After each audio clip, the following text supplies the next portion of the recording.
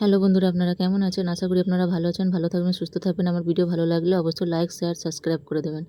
তো আজকের আমি বানাচ্ছি সুজির হালুয়া। আমার বাবা আমার কাছে খেতে আজকের আশা করলো কি আজকে সুজির হালুয়া বানিয়ে দিই। তো দেখুন আমি কি করে বানাচ্ছি। প্রথমে কড়াই ঘি দিয়ে দিলাম, তারপরে বাদাম যে ড্রাই ফ্রুটগুলো আছে ওইগুলোকে আমি ঘিয়ের মধ্যে ভালো করে ভাজা করে নেব। একটু ব্রাউন কালার ভাজা করব। এগুলো ভাজা হয়ে গেছে দেখুন। এবার এগুলোকে আমি তুলে নেব। তারপরে আমি দিলাম আরেকটু ঘি দিয়ে এবারে দুটো তেজপাতাকে আমি ভেঙে দিলাম মধ্যিখান থেকে। আর এখানে আছে 3টে এলাচ, একটা দালচিনি, 2টো লবঙ্গ, এক টুকরো দালচিনি ছিল। তারপরে সুজিগুলো দিয়ে ভালো করে আমি এটাকে ব্রাউন কালার করে সুজিটাকে ভাজা করব। বেশ অনেকক্ষণ ধরেই ভাজা করতে হয় আর মিডিয়াম আছে। বেশি ফ্লেমটাকে মানে হাই দিতে পারবো না, হাই দিলে তাহলে জ্বলে যাবে। তো দেখুন আমি কিরমভাবে ব্রাউন, আর একটু ব্রাউন হবে এটা।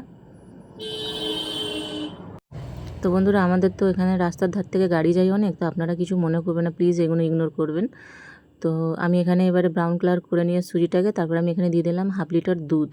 দুধটা দিয়ে তারপরে ভালো করে একটু বানিয়ে নিয়ে তারপরে দিলাম আমি এখানে গুড়কে আমি জলে গুলে রেখে দিয়েছিলাম, গরম জলে গুলে ভালো করে রেখে এবার ছেঁকে নিলাম।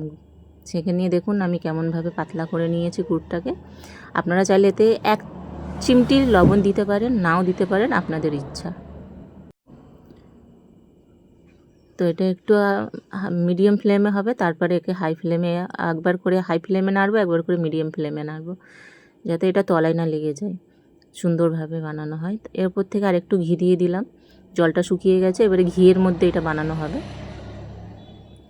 তো এর মধ্যে বানানো হয়ে গেছে। আমি তারপরে আরও একটু ঘি দিয়েছিলাম, তারপরে আমি ড্রাই ফ্রুটগুলো দিয়ে দিলাম। দিয়ে এবারে এটাকে ভালো করে আমি বানিয়ে নিলাম। তো দেখুন কত সুন্দর বানানোটা হয়েছে। আপনারা এরমভাবে বানিয়ে খেয়ে দেখবেন। অবশ্যই বানাতে আমার আধা ঘন্টা লেগেছে, 40 মিনিট টাইম লেগেছে, কিন্তু আমি আপনাদের অল্প সময় তো আমাকে দেখাতেই হবে। তো চলুন আমি আমার বাবাকে এটা বাটি করে বার করে দিয়ে দিই।